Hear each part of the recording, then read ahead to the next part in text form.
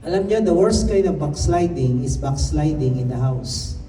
Ang in-house backsliding, nandyan ka every Sunday, nagsiserve ka kay Lord, tumatayo ka dito, ginagawa mo yung ministry work mo, pero malayo ka na kay Lord. Pag ikaw nag-backslide na, kahit nag-church ka pa, pero hindi ka na nagbabasa ng Bible everyday, hindi ka na nagpipray, hindi ka sumusunod, pero nagsiserve ka pa rin, darating yung panahon, tatamarin ka ng mag-duty. Tatamarin kang mag-serve. On the other side, yung iba naman, hindi tinatamad, ginagawa nilang cover up yung pagsiserve para feeling, oh, spiritual kami. Okay pa kami. Pero alam niyo to, kahit naglilingkod ka sa Diyos, pero malayo ng puso mo, wala na rin kwenta yan sa Diyos. Dahil ang importante kay Lord, hindi yung ginagawa ng kamay mo, kundi yung puso mo. God looks at the heart.